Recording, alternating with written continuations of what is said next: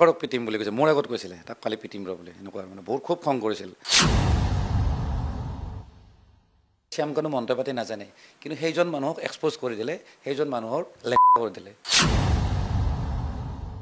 আৰু শেষৰ মই ঘৰতো গৈছিলোঁ, জুবিনদাৰ লগতে গৈছিলোঁ, একেবাৰে সৰু ঘৰ এটা, আছাম টাইপৰ ঘৰ এটা, মানে যিটো ৰুমত বহিছোঁ তাতে খাইছোঁ, তাতে ষ্টুডিঅ'ৰ ছেটআপটো আছিলে, কিন্তু আজিৰ ডেটত সি 3 তলা বিল্ডিং বনালে। এইবিলাক চব জুবিনদাক লুটি পুটি মানে বনাইছে। আৰু বহুত ইনষ্ট্ৰুমেণ্ট তাৰ ষ্টুডিঅ'ত জুবিনদাৰ পৰা লৈ গৈছে এইবিলাক। শেখৰজ্যোতি গোস্বামী যদি নাথাকিলে হয় জুবিন গাৰ্গৰ লাইফত, আজি যে আমি 38,000 গান যে পাইছোঁ, আমি 1 লাখ গান পালোঁ হয়। জাষ্টিছ ফৰ জুবিনটো চাওক, চবেই বিচাৰে, আৰু এইটো ট্ৰেণ্ডটো মানে কি হৈছে, মানুহ কিছুমান চখতো কৈ আছে। জুবিন গাৰ্গৰ যিটো মৃত্যু, সেই মৃত্যুৱে কিন্তু ন্যায় দি গৈছে।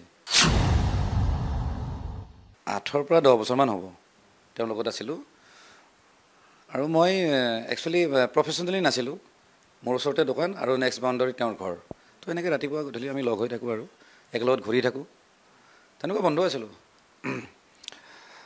মানে আমি নিস্বাৰ্থভাৱে তেওঁৰ লগত আছিলোঁ, সেইটোৱে আৰু। বাকী যিখিনি মানুহ এইবোৰ সিদ্ধাৰ্থ শৰ্মা হওক বা শেখৰজ্যোতি গোস্বামী, এইবোৰ তেতিয়া একেবাৰে আছিলে, নতুন আছিলে, আকৌ নতুনকৈ আহিছিলে। কিছুদিন পিছত মই গম পাইছিলোঁ যে এইকেইটা ল'ৰা সিমান ভাল নহয়। বিশেষকৈ শেখৰৰ কথা মই আগতে কৈছিলোঁ জুবিন দাক, কিন্তু জুবিন দাক কেতিয়াবা খং উঠে যদিও পিছত আৰু পাহৰি যায়, পিছদিনা আকৌ তেওঁ ঠাণ্ডা হৈ যায়। ৰাতি কেতিয়াবা খঙো কৰে, বোলে ইয়াক কালি পিটিম, এনেকৈ কয় আৰু। তাৰপিছত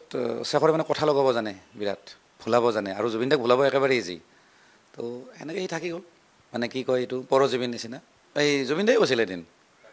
শেখৰক পিটিম বুলি কৈছে, মোৰ আগত কৈছিলে তাক কালি পিটিম ৰ বুলি, এনেকুৱা মানে বহুত খুব খং কৰিছিল। তাৰমানে কিছুমান কথা গম পাই যায়তো, আৰু মই যেতিয়া কৈ দিছিলোঁ কেইটামান কথা, কিন্তু কি হয়, মই এটা যদি কথা কৈ দিওঁ ন, শেখৰে আৰু 10টা কথা ইফালে লগাই দিয়ে, সেইখিনি কথা কিন্তু মিছা। কিন্তু আৰু জুবিন দাক যদি অকণমান মৰমেৰে যদি ভাল ভাষাৰে যদি কোৱা যায় নহয়, তেওঁ ভুল খাই যায়। প্ৰব্লেমটো এইটো আছিলে জুবিনদাৰ। আছে, আমিতো দিনে ৰাতি লগ হৈ থাকোঁ। মানে জুবিনদাৰ ৰাতিপুৱা 7-8টা মানত শুৱে,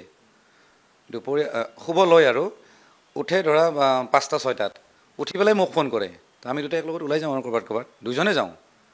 মই গাড়ীখন চলাওঁ, তেওঁ বহে, তেনেকুৱা আৰু। ধৰক আমি ক'ৰবাত ৰেষ্টুৰেণ্টত কিবা খালোঁ ল'লোঁ, এনেকুৱা আৰু। তাৰপিছত বজাৰ চজাৰ কৰি আমি ষ্টুডিঅ'ত যাওঁ। এইটো মানে ৰেগুলাৰ এটা হেৰি আছিলে আৰু, ৰেগুলাৰ আমাৰ মানে হেৰি আছিল, কাম আছিলে। তো তেনেকৈ লগ পাইছিলোঁ। বাকী শেখৰৰ কথাখিনিতো ক'লোৱে, সি তেতিয়াৰ পৰাই সি বদমাচি কৰি আছিল, জুবিনদাৰ ঘৰৰ বস্তু চুৰ কৰে, কিবা কিবি বস্তু নোহোৱা কৰে।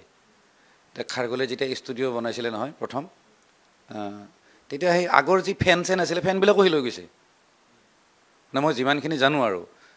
এতিয়া সি নাই বুলি ক'ব পাৰে, মোৰ কথাখিনি মিছা বুলি ক'ব পাৰে, সি কিন্তু তেনেকুৱা ধৰণৰ কাম কৰিছে, মানে সৰু সুৰা বস্তু সি লৈ যায়। আৰু বহুত ইনষ্ট্ৰুমেণ্ট তাৰ ষ্টুডিঅ'ত জুবিনদাৰ পৰা লৈ গৈছে এইবিলাক। জুবিনদাই পাহৰি যায়, কেতিয়াবা মনত বোলো এইটো ক'ত গ'ল, এইখন কীবৰ্ডখন ক'ত গ'ল, তেতিয়া মোৰ তাত আছে, বাছ সেনেকৈ কিন্তু জিন্দগী ভৰি ইউজ কৰি থাকে। মানে বিৰাট ধূৰ আছিলে। আৰু শেখৰ মই ঘৰতো গৈছিলোঁ, জুবিনদাৰ লগতে গৈছিলোঁ, একেবাৰে সৰু ঘৰ এটা, আছাম টাইপৰ ঘৰ এটা, মানে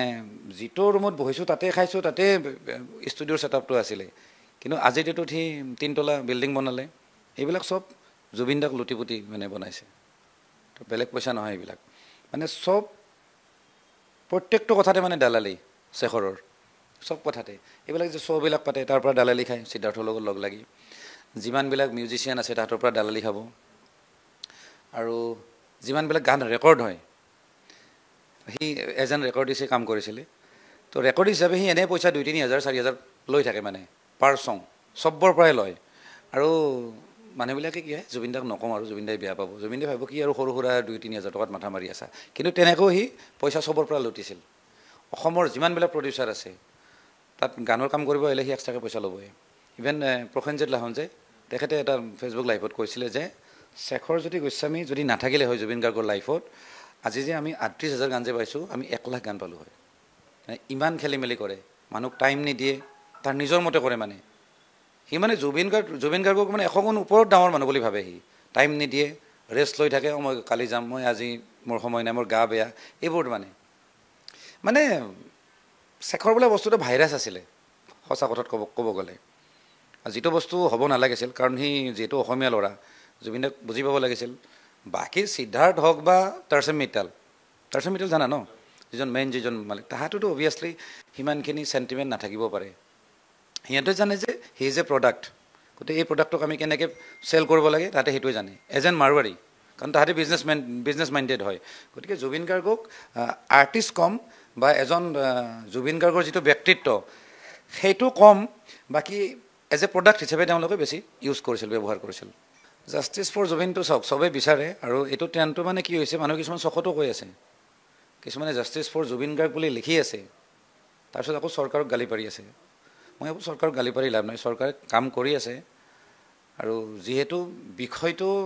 অকণমান ডাঙৰ বিষয় এখন বেলেগ দেশত হ'ল বা ইয়াতে বহুত মানুহ জড়িত আছে ক'ব গ'লে গতিকে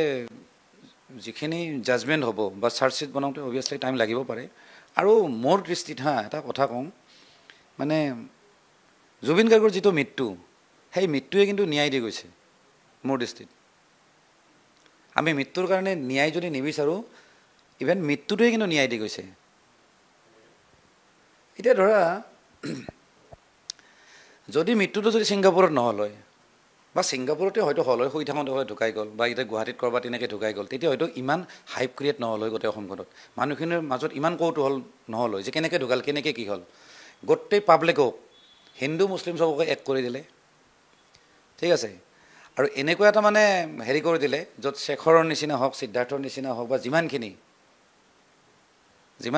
হেৰি মানুহ আছিলে বেয়া মানুহ যিখিনি আছিলে সেইবিলাকো এক্সপ'জ কৰি দিলে কিন্তু সেইটো জুবিন গাৰ্গৰ মৃত্যুৱে দিছে মানে জুবিন গাৰ্গৰ মৃত্যুৱে ক'ব গ'লে ন্যায় দি গৈছে আজি নহ'লে শ্যামকানু মহন্তক অসমৰ কেইজন মানুহে চিনি পায় ৰঙালী ফেষ্টিভেল চাব আহে ল'ৰা ছোৱালীবিলাকে কিন্তু কোনোবা যে শ্যামকানু মহন্ত পাতি নাজানে কিন্তু সেইজন মানুহক এক্সপ'জ কৰি দিলে সেইজন মানুহৰ লেংটা কৰি দিলে লেংটা হৈছেতো সঁচাকৈ আমি দেখা পাইছোঁ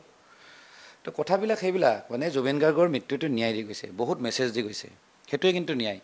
আজি সমাধি ক্ষেত্ৰত আজিতো ভিৰ আজি চানডে আজি যাব নোৱাৰি তাতে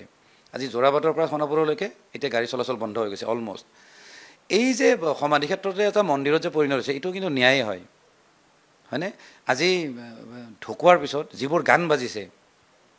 একদম শ্ল' গান মায়াবিনী গানটো একদম শ্ল' গান বা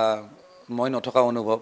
অনুভৱটো নতুন গান কিন্তু বেছি পুৰণি গীত নহয় যে এই গানবিলাক যে বাজিছে এটা মেছেজ দি গৈছে যে আৰ্টিষ্টবিলাকে যে আজিকালি যে এইবিলাক যে ডিস্কো টাইপৰ যে গান যে বনাই যে এই যে ডেন্স নাম্বাৰবিলাক যে বনায় এইটো নহ'লেও হয় একচুৱেলি এইবিলাকেই গান কিন্তু এই কিন্তু গোটেই এটা মেছেজ এটা দি গৈছে গোটেই আৰ্টিষ্টবিলাকক তাহাঁতে কেনেকৈ লয় সেইটো তাহাঁতৰ কথা কিন্তু এইটো এটা কিন্তু ন্যায় কিন্তু মানে জুবিন গাৰ্গে বহুত কিবা কিবি কৰি গ'ল ক'ব গ'লে এতিয়া ৰাজনৈতিক যিটো এটা হেৰি এটা সৃষ্টি হৈছে এটা পৰিৱেশ মানে পলিটিকেল হেৰি সেইটো কিন্তু জুবিন গাৰ্গে কৰি গৈছে জুবিন গাৰ্গৰ মৃত্যুৱে বুজাই গৈছে যে ৰাজনীতি নহ'ব এতিয়া ৰাজনীতি কৰাটো উচিত নহয় তেনেকৈ আমি সেই ধৰণৰ ল'ব পাৰোঁ তাৰপিছত ইনভেষ্টিগেশ্যন চলি আছে অভিয়াছলি এইজন মুখ্যমন্ত্ৰী এইটোতো কম মুখ্যমন্ত্ৰী নহয় এইটো ডেঞ্জাৰ মানুহ বহুত গতিকে তেওঁ যে পাব্লিকক যে আঘাত দিব বা পাব্লিকৰ চেণ্টিমেণ্টত যে আঘাত দিব মই ভাবোঁ সেইটো কেতিয়াও নহয় পাব্লিক চেণ্টিমেণ্ট যোনফালে যাব তেওঁ সেইফালে কাম কৰিব একদম চিয়'ৰ গতিকে আমি দুদিন ধৈৰ্য ধৰাটো দৰকাৰ আৰু যিহেতু ছিংগাপুৰৰ হেৰিও যিখিনি এডমিনিষ্ট্ৰেশ্যন তেওঁলোকে ইনভেষ্টিগেশ্যনত লাগি আছে গতিকে বস্তুবিলাক জইন কৰি তাৰে ৰিপৰ্ট আহিব ভিজাৰৰ ৰিপৰ্ট আহিব পষ্টমৰ্টম ৰিপৰ্ট আহিব ছিংগাপুৰৰ পষ্টমৰ্টম ৰিপৰ্ট বা গুৱাহাটীৰ পষ্টমৰ্টম গোটেই বস্তুবিলাক একলগ কৰাই চামাৰি এটা ওলাই পেলাই চাৰ্জশ্বিট বনিব তাৰপিছত যদি তেওঁলোকে যদি সঁচাকৈ যদি প্ৰিপ্লেন কৰি মাৰ্ডাৰ কৰিছে তাৰ কাৰণে শাস্তি হ'ব আৰু যদি প্ৰিপ্লেন মাৰ্ডাৰ নাছিলে বা এক্সিডেণ্ট আছিলে বা অৱহেলা আছিলে অৱহেলাৰ কাৰণে যিখিনি শাস্তি হ'ব লাগে সেইখিনি অভিয়াছলি হ'ব আৰু শাস্তি মই ভাবোঁ চৰকাৰে নিদিলেও মানুহে দিয়াটো ফাইনেল তেওঁলোকে ৰাস্তাত কিন্তু ওলাব নোৱাৰে কোনোবাই মাৰি পেলাব যোনে গাড়ী চলাই থাকে সেই গাড়ী খুন্দিয়াই মাৰিব নহ'লে এনেও পাব্লিকে মাৰিব কিন্তু আৰু জেলতো মাৰিব মই জানো জেলত যিজনে ৰেপ কৰি কিনে সোমাইছে নহয় জেলত যোনে ডকাইত কৰি সোমাইছে সিও কিন্তু জুবিন গাৰ্গৰ গান শুনে কিন্তু সিও জুবিনৰ ভক্ত সিও কিন্তু মাৰি পেলোৱাটো চিয়'ৰ গতিকে জাষ্টিছ আমি এনেও পাম